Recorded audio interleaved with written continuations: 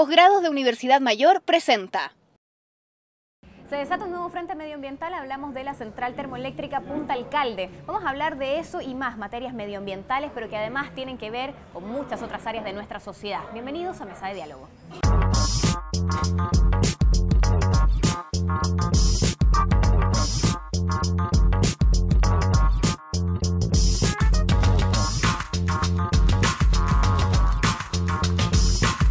Mesa de Diálogo, desde la Confitería Torres. Hoy nos acompaña Matías Azun, psicólogo y director de Greenpeace Chile.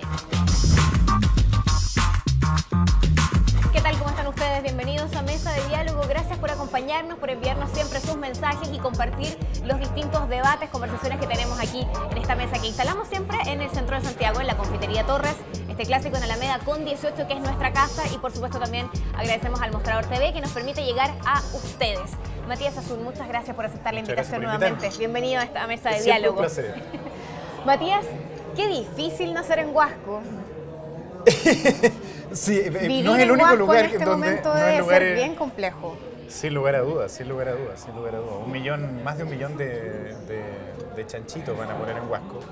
Cada uno de ellos usa 50 litros de agua. Es una zona en donde el agua no abunda. Claro. Y uno se pregunta, bueno... Ahora se sabe que además tienen altos niveles de mercurio. Además sabemos que el agua está contaminada, efectivamente, que hay filtraciones. Y además tenemos estas aprobaciones de centrales termoeléctricas por secretaría, que las autoridades de gobierno, cuento un poco la historia, ¿no? La gente que no lo sabe, Endesa hace varios años atrás, 3 años atrás, 2 años atrás, presentó un proyecto termoeléctrico en la zona. Consistía en dos grandes centrales a carbón, cada una de 370 megawatts, 740 en total de capacidad instalada, para producir electricidad en base a carbón. Sin embargo, después de 5 adendas en el proceso de evaluación ambiental, cada adenda implica un nuevo informe con correcciones al anterior, Endesa fue completamente incapaz de demostrar que su proyecto cumplía las normativas. No fueron capaces de demostrarlo, y te lo cito textual, lo que dice aquí: fueron incapaces de referirse a los impactos en el medio marino y en el aire. Es decir, no tuvieron informaciones, y eso derivó en una votación dividida que terminó con los servicios de evaluación, el Servicio de Evaluación Ambiental, rechazando el proyecto en junio de este año. Endesa decidió reclamar al Comité de Ministros, que es lo que uno en general hace, patalea, pero el Comité de Ministros hizo algo particularmente preocupante, triste, y una señal de debilidad gravísima. El Comité de Ministros decidió aprobar por secretaría el proyecto Punta Alcalde, es decir, decidió acoger la reclamación de Endesa, y decidió que, como Endesa se había juntado con el vecino, que es la compañía de Aceros del Pacífico, CAP, decidió, un acuerdo entre ellos dos, decidieron que era muy buena idea aprobar el proyecto, porque la CAP se comprometía a poner un par de filtros electrostáticos en sus chimeneas.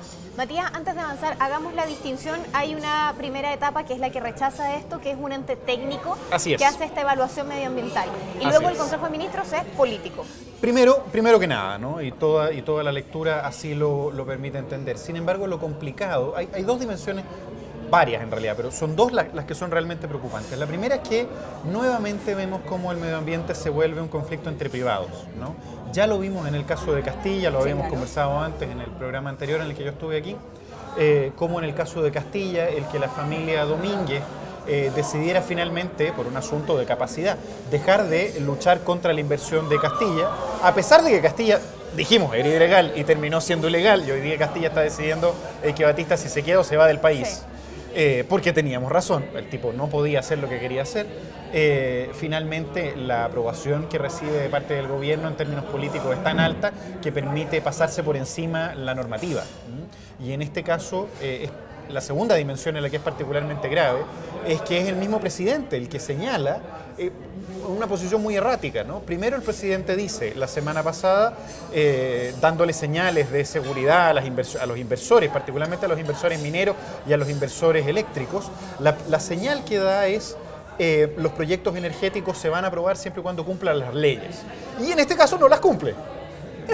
Y entonces es una cosa media rara, ¿no? Porque uno dice, ¿cómo puede ser que los secretarios de Estado, que supone que son los brazos ejecutores de esta autoridad democráticamente elegida que tenemos, que tiene que representarnos y por lo tanto no mentirnos, de un día para otro cambian y se dan vuelta y entonces deciden aprobar una central porque hay un acuerdo entre privados que permite pasar por encima de la normativa medioambiental que legítimamente el CEA había aplicado para rechazar el proyecto termoeléctrico. Y esto implica lo que nos lleva a situaciones paradójicas, Ryan. Nos lleva a situaciones paradójicas en donde tenemos un gobierno que nos está diciendo un sinsentido del porte de un buque. Nos están diciendo que a propósito de que como la CAP va a implementar tecnología de mitigación medioambiental, va a reducirse la contaminación en una zona que requería de todas maneras que se aplicaran filtros electrostáticos y todas las otras medidas más para no contaminar. Porque que ellos no van a contaminar, se lo vendemos a... No es que se lo vendan. Vaya a saber uno cómo lo hacen. Dado que el documento no es público y lo hemos pedido por transparencia, tiene algunos días para respondernos por la ley de transparencia, yo invito a toda la gente a que solicite los documentos por ley de transparencia para poder entender cómo se juega el monopoly del gobierno en este país. Yo tengo la impresión de que es un acuerdo entre privados. Ahora, no sé lo que dice porque no es público. Entonces, yo supongo que los ministros lo conocen, ¿no? Que no recibieron un WhatsApp con la información. Entonces, la sensación que tengo, podría ser, porque uno nunca sabe. Entonces, la sensación que uno tiene es que sería muy importante tener esos documentos. Ahora, el punto interesante es, si ya sabíamos que era zona de latencia y sabíamos que la zona estaba contaminada, ¿por qué diablos aprobamos una termoeléctrica para contaminar un poquito más allá si de todas maneras tendríamos que haberle puesto cuota a la contaminación de la zona que ya estaba deteriorada? Nos están pasando gato por liebre. Entonces uno dice, a ver, ¿cómo es el asunto? Si la zona ya está contaminada, lo que faltan son herramientas para evitar que se siga contaminando.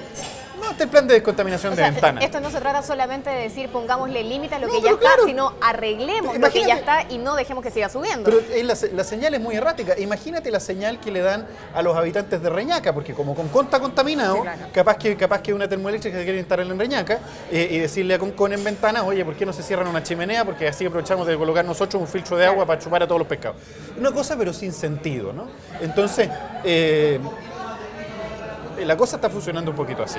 Ya, voy a tratar de ser abogado del diablo un rato. Me cuesta, pero voy a intentar. ¿Pero a qué le estás diciendo diablo? Pues hay tantos, mira.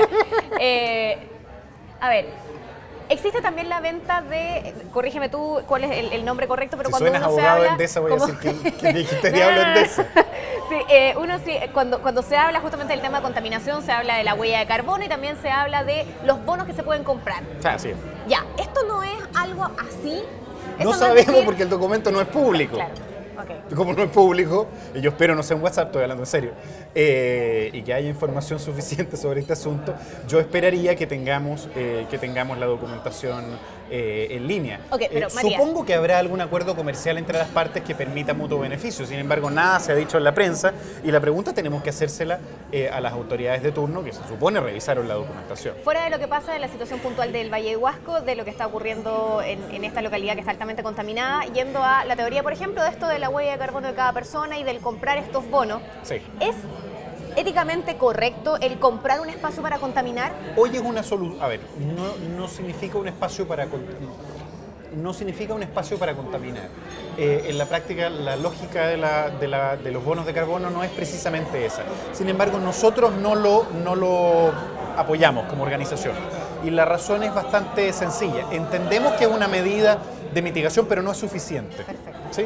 De la misma manera, por ejemplo, en la que la energía nuclear no es una tecnología eficiente para detener el cambio climático, porque tendríamos que tener miles y miles de centrales nucleares. Hoy en día lo que hay que reemplazar es demasiado y el combustible nuclear simplemente no alcanza. O sea, ni aunque quisiéramos usarlo y quedar todos expuestos a los riesgos de tener una central nuclear, especialmente en Chile. Ayer, por cierto, esta semana se rajó se rompió un densímetro nuclear que generó una pequeña emergencia y ya vimos que los tiempos de respuesta están ahí nomás. En términos de información pública. El día siguiente recién vienen las reacciones oficiales, hay poca experiencia en prensa respecto de lo que significa. No sirve reemplazar una cosa por otra que no es tan buena, ¿no? Lo que necesitamos hoy, y lo estamos revisando, ¿no? El panel intergubernamental de cambio climático ha señalado que los porcentajes de incremento de la temperatura global están muy por sobre de lo que ya era muy, muy difícil. Por tanto, a fin de siglo las condiciones medioambientales del mundo van a ser muy complicadas. Lo que necesitamos hoy en día son soluciones más eficientes, ¿no? Y si me hacen la pregunta que me hace todo el mundo, ¿qué proponen ustedes? ¿Cómo cuáles? Claro. La pregunta que nos hacen en todos lados. Métase a la página de Greenpeace que están todas las... Bueno, están las propuestas, pero lo grueso grueso es eficiencia energética, ahorro energético, producir lo mismo con menos energía, porque no es necesaria una curva exponencial. Y sabemos además que no hay un completo equilibrio entre más energía y menos pobreza, superación de la pobreza. Lo primero es más eficiencia, para ponerle cota al asunto. Lo segundo es desarrollo de tecnologías renovables no convencionales, de manera directa y de manera indirecta. De manera directa, permitiendo, por ejemplo, licitaciones, impulsando licitaciones, como está empezando a ocurrir en energía geotérmica, pero al mismo tiempo en la promoción indirecta a través de redes interconectadas inteligentes que permitan aprovechar los potenciales renovables que tiene el país, que no estamos aprovechando y que además el gobierno se está retirando de sus compromisos medioambientales. Habían dicho ley 2020, 20% de energías renovables, 20% al 2020. Hoy estamos en 10% al 2024. Y lo tercero que estamos diciendo es incorporar, estas son las 3 líneas fundamentales, hay otras más específicas, pero se puede meter a la página de greenpeace.cl a revisarla. La tercera línea es incorporar las externalidades de los combustibles fósiles y sucios. El carbón es barato porque miramos para el lado, porque nadie se está haciendo cargo de los costos que tiene, ¿sí? Matías, volviendo a lo que nos convoca, que tiene que ver con esta situación de Punta Alcalde, tú decías, claro, al final parece algo tramitado como por secretaría. De hecho, son secretarios de Estado. Bueno, claro. Una secretaría muy importante. ¿Cuáles son las vueltas que puede tener este proceso en los próximos días? Bueno, Digo, no sé. porque hemos visto cosas aprobarse, rechazarse, levantarse movimientos sociales que terminan haciendo también que el presidente diga mejor no. Bueno, la última vez que estuve acá esto. dije que la última vez que estuve aquí dijimos Castilla es ilegal. Sí. Lo dijimos. Sí. Después resultó ser que recibió todo el espaldarazo de todo el mundo después de que Mate había hecho su escándalo porque no quería seguir perdiendo plata en el proyecto de Hidroaicén sin que el gobierno se pusiera de su parte para ayudarle a construir las inversiones que se necesitan en términos de conectividad eléctrica. Y también, no lo dice él, pero también para que le ayude a conseguir los permisos no ambientales que tienen para la represa, porque una cosa son los permisos ambientales, pero otros son los permisos de obra para represar, y eso no los tienen. Por lo tanto, Hidroaicén está parado. Entonces, como el escenario está muy así inestable, la verdad yo no sé, porque la vez pasada nosotros estábamos convencidos que Castilla era ilegal, la Suprema nos dio la razón. Y la verdad es todo muy caótico, porque cuando uno escucha, por ejemplo, al ministro Longueira decir de manera muy explícita que a su juicio ha sido la Corte la que se ha equivocado, y eso lo dice la ministra, el ministro Longueira, y luego lo sale a ratificar el presidente, nos dice, a ver, aquí puede pasar cualquier cosa. Estamos opinando todos de todo, no estamos dejando que las instituciones judicial funcionen. está bastante complejo, además. Y entonces la señal que uno percibe es que hay una presión muy dura, ¿no? Recordemos que en el caso de Castilla, y esto es una anécdota que es muy importante, en el caso de Castilla, los rumores son, y esto es un rumor, no podemos confirmarlo porque estaríamos hablando de algo que se hizo a puerta cerrada, que la intención de la Corte era conciliar entre las partes, ¿no? Porque si no perdíamos todos. Entonces, uno dice, a ver, pero las leyes, está bien, si las leyes hay que interpretarlas, ¿no? Pero hay algo que hay que entender, y es que el medio ambiente no se puede resumir, la defensa del medio ambiente, la protección del medio ambiente, en tanto es condición fundamental para la calidad de vida y el desarrollo de las personas, no es algo que se puede arreglar entre partes porque un día estaban todos sentados en la misma mesa. Es transable la calidad del medio ambiente que nos rodea. Estamos conversando con Matías Azun de Greenpeace, que nos acompaña en esta mesa de diálogo. No se vayan. Ya regresa Mesa de Diálogo. MBA, especialidades médicas y odontológicas, diplomados y magíster. Encuentra en Universidad Mayor el posgrado que buscas.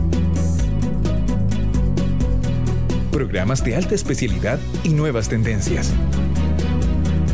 Si sabes lo que quieres, encuéntralo en Posgrados Universidad Mayor. Nuevo Campus Alonso de Córdoba Las Condes. Estás viendo Mesa de Diálogo. Estamos de regreso con más en Mesa de Diálogo. Gracias por seguir acompañándonos y por cierto también por todos los mensajes y la interacción que generan los temas que planteamos en esta conversación a través de las redes sociales. Matías, hablábamos acerca de lo difícil que es estar hoy día en Huasco, de la cantidad... Hay tantas cosas ocurriendo en ese lugar en materia medioambiental que son bastante terribles. Conversábamos aquí con la gente freirina, que tiene una situación también muy difícil. Y gran parte de los reclamos se hace que el progreso o las ventajas del progreso se las lleva a la capital y el patio trasero en el fondo son las regiones, como lo que está ocurriendo en este lugar. O en Coronel. O en Coronel. O en Coronel, en donde también está Endesa. Ellos heredaron la Bocamina, ¿no? Las centrales Bocamina, y la verdad es que es una situación extremadamente complicada. ¿Cuáles son las características que tienen estos lugares que los vuelven en el fondo una especie de objeto del deseo para poder montar este tipo de empresas? No lo sé, yo nunca he podido entender cómo es que se generan estos polos negros. Claro. Pero uno supone que hay un minuto en donde se pierde el equilibrio básico entre desarrollo y calidad de vida y requerimientos, ¿no? En donde ocurre un poco lo que pasa cuando se empieza a deforestar una zona rica en biodiversidad, y es que se pierde el equilibrio, ¿no? Llega un minuto en donde las actividades industriales, extractivas, por ejemplo, llegan a tal punto que en su impacto territorial generan un colapso ecosistémico profundo, ¿no? Eso puede ocurrir bien por proyectos mineros que secan los ríos y afectan toda una cuenca en donde comunidades tienen cultivos de subsistencia. Puede ocurrir también por las forestales, ¿no? Que empiezan con plantaciones gigantescas que chupan el agua de las napas intermedias, y eso evita que el agua permita que las comunidades se abastezcan y tengan también sus prácticas de agricultura locales. Pasa también cuando, yo no sé si tú lo sabes, pero muchas de las centrales termoeléctricas vacían la bahía completa, la filtran, la hierven completa por la cantidad de agua que procesan. Y eso significa que uno es como una gran olla, digamos, lo que produce, el efecto que producen las centrales termoeléctricas, una gran tetera. Y lo que genera un impacto gravísimo, ¿no? Y la situación no solo se da, esto es muy importante que quede claro, no solo, son varias las situaciones, porque hay una dimensión local en donde el impacto efectivamente es en el agua, es en el mar, es en la biodiversidad, es en la deforestación, es en la contaminación, es en los residuos, en la infiltración de napas subterráneas, como ocurre en muchos lugares con los vertidos tóxicos. Pero hay un efecto que se amplifica en términos de desigualdad social y que, por ejemplo, queda muy patente en el caso del borde costero de San Antonio, porque mucho se ha hablado últimamente de los pescadores artesanales, pero la situación de arrastre, ¿no? Como resultado de las prácticas de arrastre, pero también de un conjunto de factores medioambientales que están influyendo negativamente en la preservación del recurso marino del cual dependen esas comunidades. Lo que ha empezado a ocurrir es que los pescadores artesanales que practican una actividad tradicional no pueden de un día para otro decir, ok, yo ya no pesco más, mañana voy a ser costurero, claro. Mañana voy a ser peluquero, ¿no? Como la reconversión de Lota nos enseñó que la gente no podía ser minero un día y peluquero al otro, ¿no? Eso genera un efecto muy nocivo en la cultura y en la identidad de las personas. Además, son comunidades que tienden a participar de una cultura muy profunda y muy interna, ¿no? Y heredan la profesión, heredan además sus medios de trabajo, los botes, las caletas, la participación. Y lo que ha empezado a ocurrir es que a pesar de la inversión gigantesca que se hizo en el muelle de San Antonio y en el borde costero de San Antonio, las caletas, en tanto no se pueden dedicar a la pesca, porque no hay pesca, se han tenido que empezar a dedicar y transformar al turismo. Y si bien esa es una actividad económica, que en algunos casos les reditúa y les permite seguir subsistiendo, en la práctica ya no tienen nada que traspasarle a sus hijos respecto de la identidad patrimonial en la cual ellos participaban y que les daba sentido a sus vidas. En tanto no hay reconversión, eso es un costo gigantesco para el Estado. Ahora, ¿cómo se explica uno que teniendo un hospital más cerca, una inversión urbana gigantesca, más oportunidades laborales para las familias, en donde las pueden optar, ya no tienen por qué estar condenados a ser pescadores artesanales las familias, ¿no? ¿Por qué ellos no logran? ¿Dónde está el punto, digamos, ¿no? ¿Por qué además siguen pasándolo tan mal, ¿no? Y las fotos, o sea, la gente puede meterse a las páginas y constatar la degradación del tejido social en el cual las personas participan. Porque en la práctica hay un aspecto que es muy complejo y que tiene que ver justamente con la forma en la que estamos produciendo y distribuyendo la riqueza en este país. En la medida en que hayan zonas que a vista de todo nos parece aceptable sacrificar, personas, calidad de vida, comunidades, identidades, en la medida en que estemos dispuestos a sacrificar esa parte, por supuesto, van a seguir ocurriendo estos otros problemas. Si seguimos pensando, por ejemplo, en que el desarrollo de una región, porque hemos pensado el desarrollo de las regiones así, requiere la sobrepoblación de monocultivo forestal, ¿sí? Vamos a darle tal nivel de valoración a eso y vamos a obnubilarnos como si eso fuera el desarrollo y nos vamos a olvidar de que los recursos que eso está consumiendo están afectando de manera brutal todo el ecosistema social, cultural y económico que depende de que se conserve cierto equilibrio.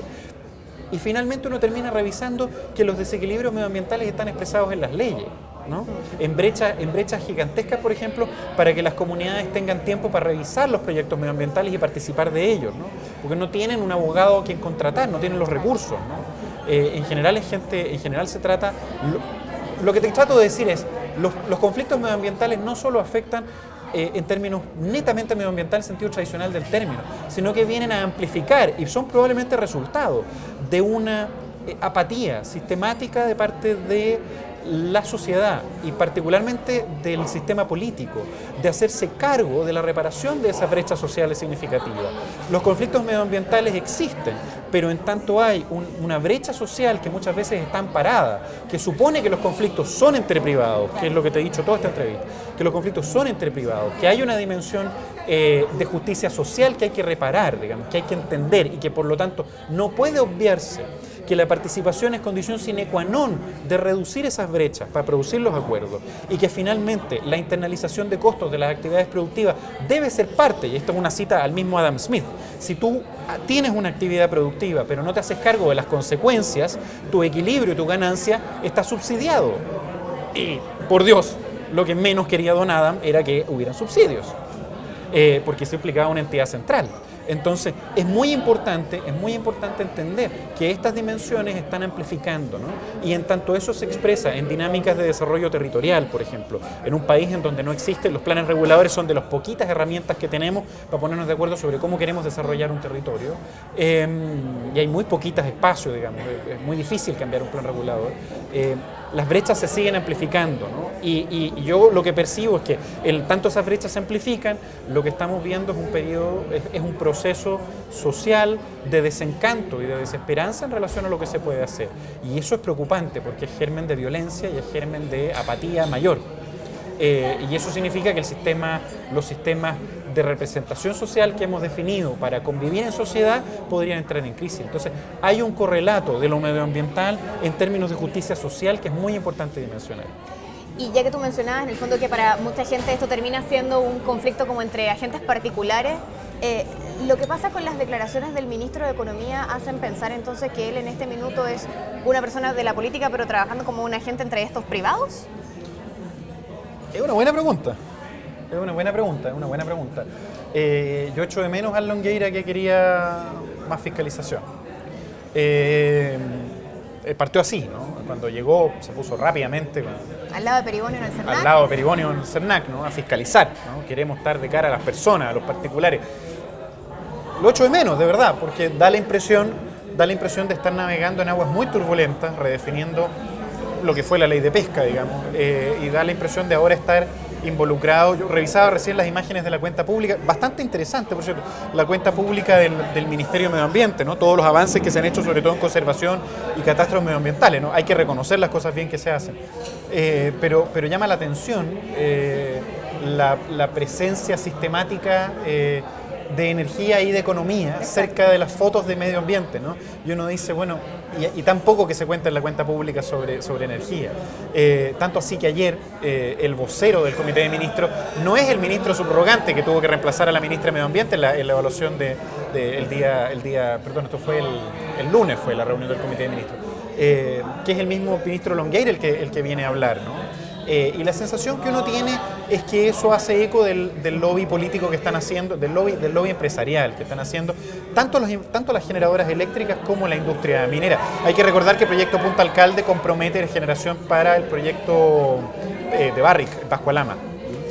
Uno sabe con quién está hablando, sí. Digamos. Vamos a hacer una pausa, Matías. Saludamos a los bulliciosos comensales que hoy nos acompañan en el Torres, que están festejando, parece, por acá, pero hay varios amigos. De la tradición que se da justamente en este restaurante. Hacemos una pausa, volvemos con más en el tercer y último bloque de Mesa de Diálogo. No se vayan. Ya regresa Mesa de Diálogo. conéctate con El Mostrador TV.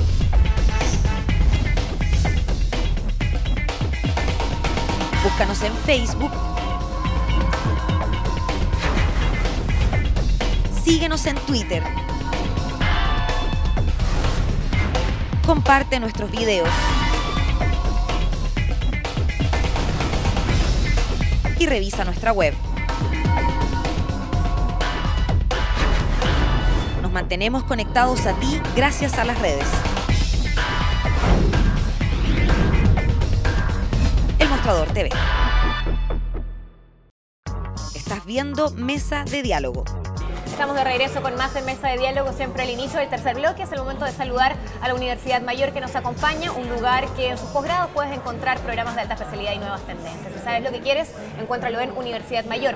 Conversamos con Matías Azun, nos acompaña de Greenpeace y que hemos estado hablando no solamente de lo que está pasando en torno a Punta Alcalde, sino también en otras materias y de cómo justamente las decisiones o la apatía que puede tener a veces la ciudadanía frente al tema medioambiental puede generar esto de lo que hemos venido conversando, cómo en el fondo se filtra a muchas otras áreas.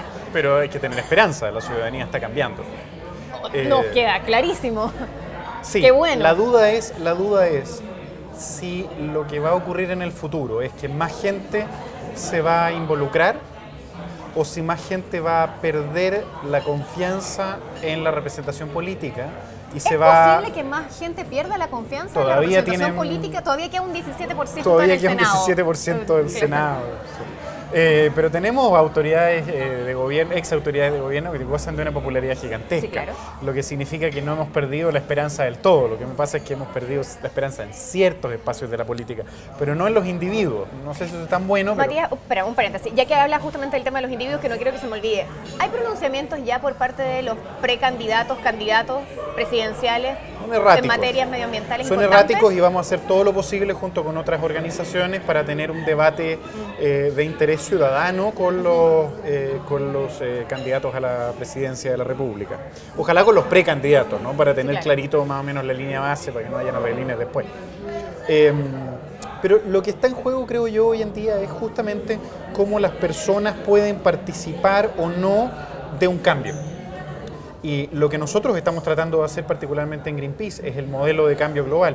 Antes tú veías activistas haciendo el cambio, ¿no? Incentivando el cambio, evidenciando el cambio, parados, por ejemplo, frente a un arpón, frente a una ballena y un arpón, ¿no? Hoy eso en particular lo seguimos haciendo, ¿no? Esa figura de la acción directa no violenta es fundamental. Seguimos parando en Argentina topadoras que deforestan, seguimos en Chicago bloqueando cadenas de alimentación, seguimos haciendo eso en todo el mundo, ¿no? Lo que pasó con las gasolineras Shell. Que Seguimos en Chile, estuvimos también bloqueando las inversiones de Shell, en todo el mundo de hecho, tanto así que Shell lo atestiguó, para la protección del Ártico, ¿no? Que no queremos que Shell lo perfore. Pero el foco fundamental es que lo que estamos ganando, y me das un muy buen ejemplo, lo que realmente es capaz de producir cambio es la esperanza de las personas. Son un montón de personas juntas que hacen imposible obviar una realidad. Recordarás tú, por ejemplo, el efecto que tuvimos con 50 personas desnudas afuera del Congreso protestando con cuerpos pintados para que hubiera una ley de pesca que garantizara la conservación del recurso marino, condición fundamental para que desde el más pequeño de los pescadores hasta el último de los que trabaja en la industria de pesca tenga posibilidades de subsistir y siga participando en una industria que sea finalmente mínimamente sustentable, no por ello justa, pero mínimamente sustentable. Y el caso más interesante es el que tuvimos este año en la campaña de Shell, ¿no? Este fue un muy buen año para nosotros porque logramos que en la ventana de oportunidad que existe para perforar el Ártico, Shell no fuera capaz de desplegar su infraestructura para empezar las prospecciones, ¿no? Y la razón fue que les falló una piececita. Ahora, como les falló la piececita, la presión que habíamos puesto era de más de 3 millones de personas a escala global, mismas que estaban firmando para que Naciones Unidas declarara patrimonio de la humanidad, territorio protegido del Ártico. Shell entonces tuvo que decir, a ver, aquí si cometemos un error, la ensalada que nos queda es muy grande, así que más mejor no hacemos nada. Y se fueron, y lo echamos, y lo vamos a volver a hacer. Ahora, eso se logró porque hubo mucha gente que confió en nosotros, mucha gente. En Chile más de 147.000 personas participaron de la campaña. al otro lado del planeta.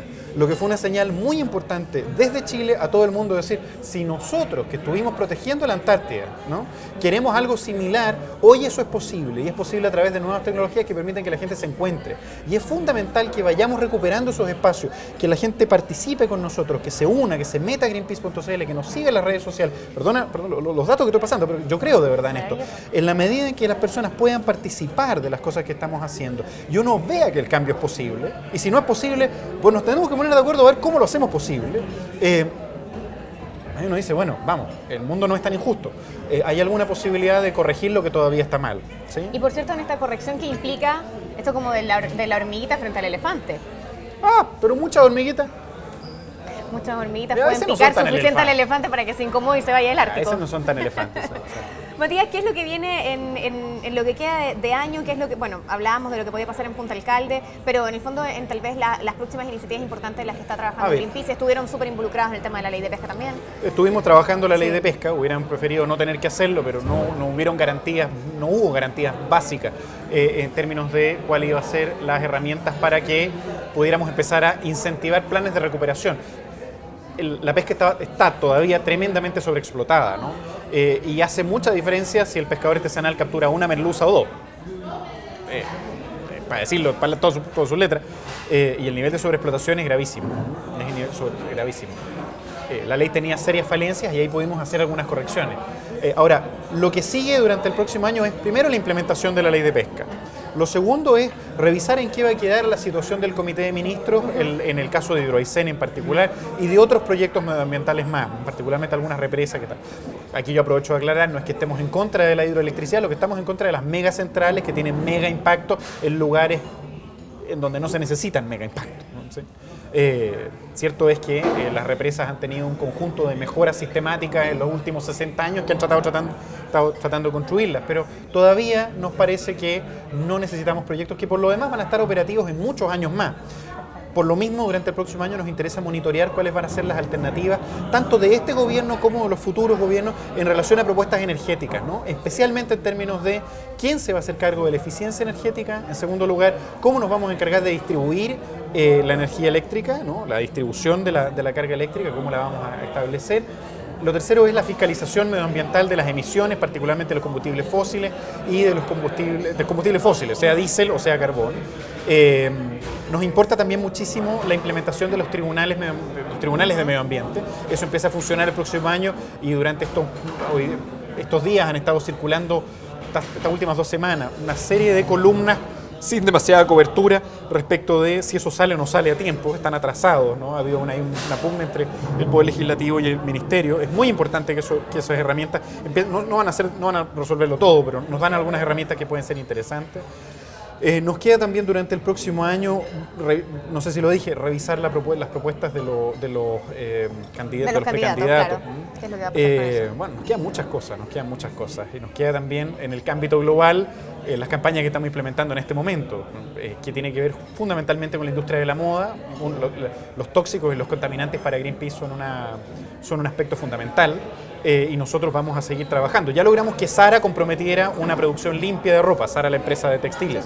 Esta semana empezamos una campaña contra Levi's, ¿sí? Vamos a ver cómo reacciona Levi's. El próximo año también vamos a continuar la campaña de Ártico. Nos importa muchísimo defender el Ártico y la ventana de oportunidad que tienen es muy pequeñita, la misma que habría para limpiar el Ártico. El resto sería solo derrame si hay un derrame. Así que vamos a estar trabajando bien intenso y algunas otras sorpresas que ya podremos conversar. Fantástico conversar con Matías Azun, que nos ha acompañado en esta mesa de diálogo, director de Greenpeace, que ha estado con nosotros y que, bueno, hemos hablado acerca de materias medioambientales, pero también de materias sociales. Al fin y al cabo está todo involucrado. Matías, este libro lo envía la gente de Feria Chilena del Libro, que lleva 60 años acompañando la tradición de lectura en nuestro país. Santiago Capital, Óscar Contardo. Es un libro de fotografías que muestra distintos pasajes de nuestra ciudad. Pero mira qué interesante lo que dice aquí. Santiago es una ciudad hecha de rumores, de entusiasmos aplacados y de las infinitas formas de resignación posible. Este es un libro sobre esa capital, la de los gestos disimulados, la de las esperanzas tenues, la rabiosa y contradictoria. Una capital como nosotros mismos. Pero otro mundo es posible. Tiene que ser posible. Hacia allá iba, porque si no, con este nos tiramos por aquí, por el balcón para abajo. No, pero tiene que ser bonito atestiguar cuál es el punto de partida, pero otro mundo es posible y ya. Matías, este va de regalo para ti. Gracias por estar junto a nosotros. Muchas gracias. Muchos cariños para toda la gente de Greenpeace que hacen un tremendo trabajo durante todo el año. Le diré al y por oso que cierto, le mandaste saludos. Maravilloso y un abrazo también entonces. Gracias a ustedes por acompañarnos y por seguirnos en esta mesa de diálogo. Nos vemos en la próxima.